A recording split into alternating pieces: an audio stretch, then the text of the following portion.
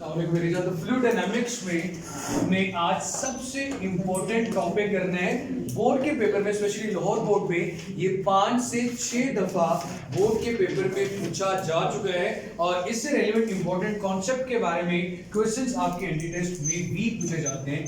Fluid dynamics बड़ा important concept है। Like अगर मैं इस चैप्टर में देखूं तो मेजर दो ही टॉपिक्स हैं, एक लॉ कंजर्वेशन ऑफ एनर्जी के लिए है और एक लॉ कंजर्वेशन ऑफ मैस के लिए है। और जो लॉ कंजर्वेशन ऑफ मैस के लिए मेरे बेटे, उसको हम नाम क्या देते हैं मेरा बेटा? इक्वेशन ऑफ कॉन्टिन्यूटी का क्या नाम देंगे मेरा बेटा? Equation of continuity. So equation of continuity की डेरिवेशन करने के लिए सिर्फ आपको 2 या 3 की आइडियाज याद रखने होंगे। तो मेरे बेटे इसमें कुछ मुश्किल नहीं है। अगेन मैं बता दूं, ये बहुत इंपॉर्टेंट लॉन्ग क्वेश्चन है, वेरी वेरी इंपॉर्टेंट बोर्ड के पॉइंट ऑफ व्यू से। शॉर्ट में तो बहुत रेयर चांसेस है इसके बारे में पूछा जाए, लेकिन लॉन्ग क्वेश्चन में ये क्वेश्चन जरूर पूछा जाता है। इक्वेशन ऑफ कॉन्टिन्यूटी में एक्चुअली हम प्रूव करेंगे law of conservation of mass. Entering mass of the fluid is equal to leaving mass of the fluid. So law of conservation of mass, actually इसी की help लेके आप derivation भी करोगे। तो सबसे पहले मेरे बेटे, अगर आप यहां पे देखो, आपने यहां पे दो चीजें देखनी है। सबसे पहले लाइक आपके पास कोई भी पाइप है डिफरेंट क्रॉस सेक्शनल एरिया का, यहां पे एरिया बहुत ज्यादा है। जैसे कल भी मैंने टैंकी की एग्जांपल दी कि टैंकी पे देखो एरिया बहुत ज्यादा है तो स्पीड बहुत कम महसूस होती है, स्पीड कम कर दी। यहां पे एरिया बहुत कम है लेकिन स्पीड क्या होगी? बहुत ज्यादा। बट इसका हरगिज मतलब ये नहीं है कि इसमें ज्यादा फ्लूइड फ्लो कर रहा है और इसमें कम कर रहा है। जो फ्लो रेट है वो किसी भी पॉइंट पे क्या होता है? कांस्टेंट होता है। फ्लो रेट किसी भी पॉइंट पे क्या होता है मेरा बेटा? कांस्टेंट होता है। यही हमने प्रूव करना है। The product where the speed is high, area क्या होगा? कम। जहां पे स्पीड लो है वहां पे एरिया क्या है? ज्यादा है। लेकिन इनका प्रोडक्ट फ्लो रेट के इक्वल कैसे? मैंने भी बोला ना, ये फ्लो रेट के इक्वल है कि कितना वॉल्यूम ऑफ वाटर कितने टाइम में फ्लो कर रहा है, वो हर पॉइंट पे, चाहे एरिया कम हो चाहे एरिया ज्यादा हो, वो हमेशा क्या रहता है? सेम रहता है। वो हमेशा क्या रहता है मेरा बेटा? सेम रहता है। जैसे कि आप एग्जांपल ये देख सकते हो कि पानी का छिड़काव करते हुए गर्मियों में डस्ट वाली जगह पे आप अंगूठा आगे रख लेते हो, एरिया कम कर देते हो, स्पीड बढ़ जाती है। बट इट डजंट मीन कि पानी ज्यादा जाना शुरू हो गया है। फ्लो रेट हमेशा क्या रहता है? कांस्टेंट। अगर एरिया कम किया तो स्पीड क्या होगी? ज्यादा। अब एरिया ज्यादा होता है तो स्पीड क्या होती है? कम। दोनों का प्रोडक्ट हमेशा क्या रहेगा? Constant. Just like the momentum. जब आप बुलेट की एग्जांपल किससे रिलेट करते हो? ट्रक के साथ। ए का मास कम है तो वेलोसिटी ज्यादा है, ए की वेलोसिटी ज्यादा है तो मास कम है। तो यहां पे ये चीज भी प्रूव करेंगे कि ए और वी का जो प्रोडक्ट है वो किसके इक्वल आता है मेरा बेटा? फ्लो रेट के इक्वल। किसके इक्वल आता है मेरा बेटा? फ्लो रेट के इक्वल। तो सबसे पहले तो आप इसकी डेफिनेशन लिख लें इक्वेशन ऑफ कॉन्टिन्यूटी की। The product of cross sectional area, the product of cross sectional area, cross sectional area चौड़ाई को कहते हैं। पाइप की जिस तरह हमने चौड़ाई की बात कर ली, the product of cross sectional area and the speed, area of pipe ले लें, the cross sectional area of the pipe and the fluid speed at any point of the pipe and fluid speed at any point of pipe. किसी भी point पे अगर आप cross sectional area of the pipe और fluid की speed का product लोगे, always remain constant. ये किसके इक्वल आएगा मेरा बेटा? कांस्टेंट के। एक जैसा रहेगा, रिमेन्स कांस्टेंट। अब वो कांस्टेंट किसके इक्वल आता है उसकी बात करेंगे। This constant equals to this constant. ये कांस्टेंट इक्वल्स आता है, फ्लो रेट की बात की थी मेरा बेटा, दिस कांस्टेंट वॉल्यूम फ्लो पर सेकंड। वॉल्यूम फ्लो पर सेकंड, कितना फ्लूइड का वॉल्यूम कितने टाइम में फ्लो कर रहा है, जिसे हमने क्या कहा था? इसको क्या कह सकते हैं? Flow rate. So volume flow पर सेकंड, इसको मेरा बेटा क्या नाम देंगे? फ्लो रेट का। क्या नाम देंगे बेटे? फ्लो रेट का। अब आपने इसके डेरिवेशन के लिए जो की आइडियाज हैं, जो की पॉइंट्स हैं, वो क्या याद रखने हैं। डेंसिटी का फॉर्मूला बेटे क्या होता है, मैस ओवर वॉल्यूम। मैस का फॉर्मूला अगर यहां से निकालना हो तो क्या होगा, डेंसिटी इनटू वॉल्यूम। मैं डेरिवेशन के लिए आपको जिन रिलेशन की जरूरत पड़ेगी उसकी बात कर रहा हूं। उसके बाद मेरे बेटे हमें ये बड़े अच्छे से पता है कि अगर मैं वॉल्यूम की बात करूं तो होता है लेंथ, ब्रेड्थ और थर्ड वन क्या होती है, हाइट है हमारे पास। या फर्ज करें यहां पे हमने हाइट को क्या रिप्रेजेंट कर लिया, एक्स के साथ। सो किसी भी दो लेंथ्स को मल्टीप्लाई करने से क्या आता है, एरिया। तो मैं लिख सकता हूं कि वॉल्यूम ए एक्स के इक्वल भी हो सकता है, क्योंकि डेरिवेशन में इसने यूज होना तो मैंने पहले ही बता दिया कि जहां पे ए एक्स होगा उसका मतलब क्या है, वॉल्यूम है। उसके बाद मेरा बेटा डिस्टेंस का फॉर्मूला क्या होता है, S is equal to V multiply by T. S is equal to V multiply by T. हम यहां पे डिस्टेंस को रिप्रेजेंट करेंगे एक्स से, तो वो भी किसके इक्वल आएगा, वी टी के इक्वल। हम अपनी डेरिवेशन में किससे रिप्रेजेंट करेंगे इसको, x के साथ, तो वो भी मेरे बेटे किसके इक्वल आ गया, v और t के इक्वल। अब आप बनाएंगे डेरिवेशन करने से पहले एक क्रॉस सेक्शनल या एक पाइप की शेप जिसमें डिफरेंट क्रॉस सेक्शनल एरिया है, एक एरिया कम होगा दूसरे का एरिया ज्यादा होगा।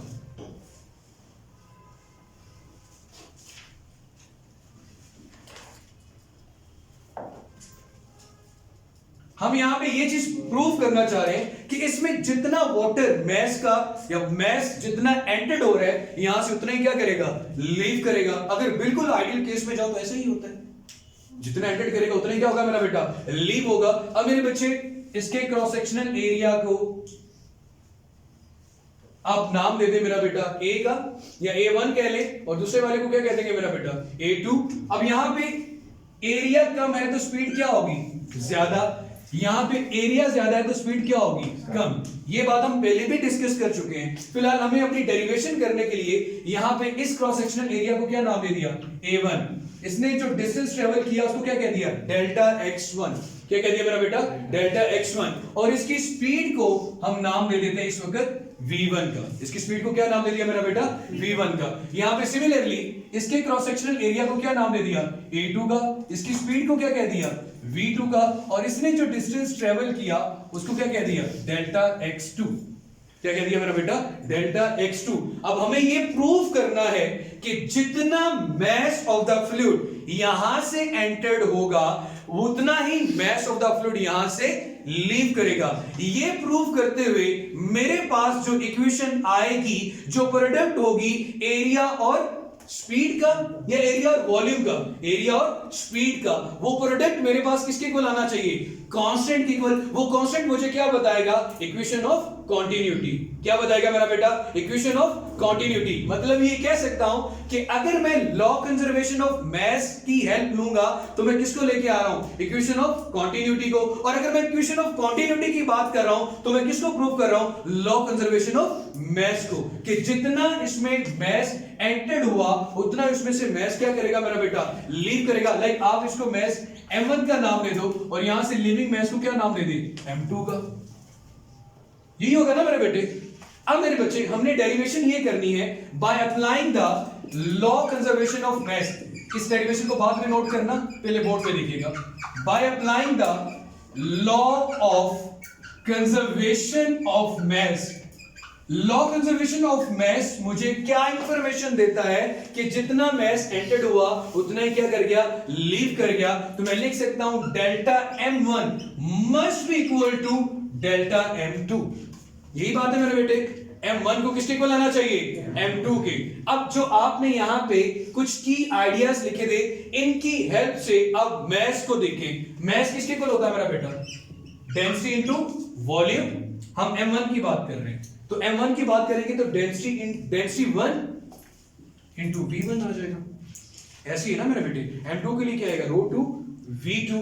अब मेरे बच्चे जहां पे वॉल्यूम लिखा हो वहां पे मैं ax लिख सकता हूं, जहां पे वॉल्यूम लिखा हो वहां पे ax लिखा जा सकता है। तो क्या आएगा आपके पास, a1 डेल्टा x1,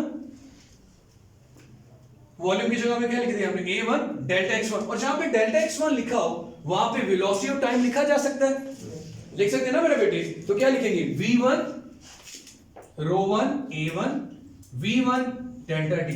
कर लिया मेरे बेटे, यहां से हेल्प ली ना, मैथ्स को लिखा डेंसिटी टू वॉल्यूम, वॉल्यूम को एरिया इंटू लेंथ लिख सकते हैं, ए इंटू एक्स लिख दिया।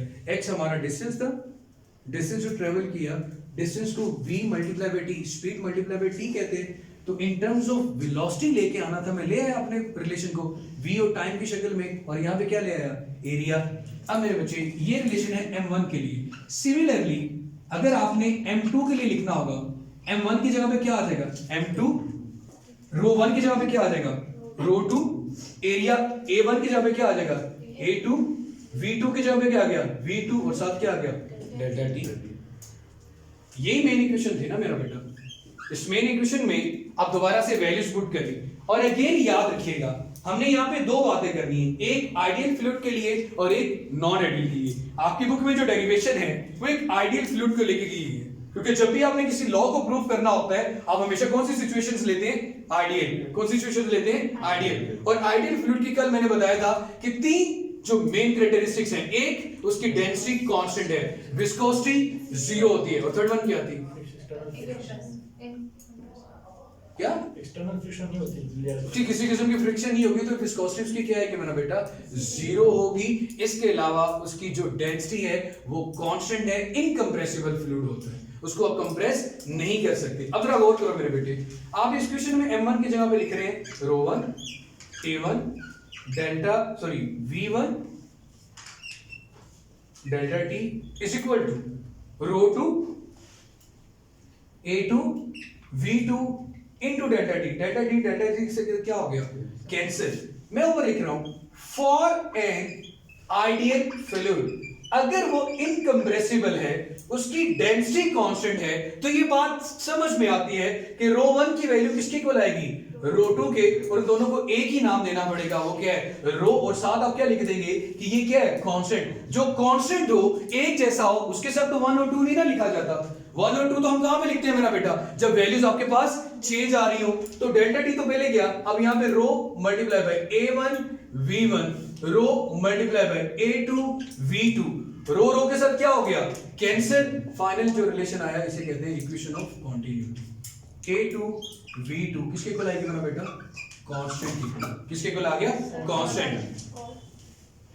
कॉल आ रही है, इसको जरा देखना, कॉल रिकॉर्डिंग तो हो रही है ना मेरा बेटा, बस ठीक है, कोई मसला नहीं। a1 v1 is equal to a2 v2 is equal to constant is equal to constant। अब मेरे बच्चे ये कांस्टेंट रहेगा, एक जैसा रहेगा। हमने कहा ये entering mass must be equal to living mass. अब प्रोडक्ट आपको क्या बताता है, एरिया कम है तो स्पीड ज्यादा होगी, एरिया ज्यादा है तो स्पीड क्या होगी, कम होगी। प्रोडक्ट लोगे तो आंसर हमेशा क्या रहेगा, एक जैसा। प्रूव कर दिया आपने। अब ये था आइडियल फ्लूइड के लिए। अब इसको हमने कहा ये इसका जो कांस्टेंट है ये किसके इक्वल आता है, वॉल्यूम फ्लो रेट पर सेकंड। अब जरा इसकी यूनिट की तरफ आए, यहां पे कर दो मेरा बेटा AV, इसको मैं कांस्टेंट मान रहा हूं कि हर जगह पे फ्लूइड के किसी भी पॉइंट पे आप एरिया और स्पीड का प्रोडक्ट लोगे, आंसर हमेशा आपके पास क्या आएगा, एक जैसा आएगा। अब एरिया का यूनिट क्या होता है, मीटर स्क्वायर। वॉल्यूम का यूनिट क्या होता है, ये स्पीड है, ये क्या है, मीटर पर सेकेंड। मीटर इंटू मीटर क्या बन गया, मीटर क्यूब पर सेकेंड। ऊपर क्या आ रहा है, वॉल्यूम, नीचे क्या आ रहा है, टाइम। तो आप फ्लो रेट बता रहे हो, वॉल्यूम फ्लो पर सेकेंड, वॉल्यूम फ्लो पर सेकेंड। ये कांस्टेंट आपको किसकी वैल्यू बता रहा है, फ्लो किसका, फ्लूइड का कितने टाइम में हो रहा है। अब मेरे बच्चे इसका आंसर हमेशा क्या रहेगा, एक जैसा। कि किसी भी पॉइंट पे जब आप एरिया कम करते हो तो स्पीड ज्यादा हो जाती, तो फ्लो रेट हमेशा क्या रहता है, एक जैसा। फ्लो रेट हमेशा क्या रहता है, एक जैसा। अच्छा, ये बात तो हमने की एक आइडियल फ्लूइड के लिए। अगर हमारे पास नॉन आइडियल फ्लूइड आ जाए, तो नॉन आइडियल और आइडियल में हमने यहाँ पे जो बेसिक डिफरेंस पढ़ा वो क्या है कि नॉन आइडियल फ्लूइड होगा तो वो कंप्रेसिबल होगा, और अगर वो कंप्रेसिबल होगा तो उसकी डेंसिटी भी क्या होगी, चेंज होगी, उसकी डेंसिटी सेम नहीं होगी।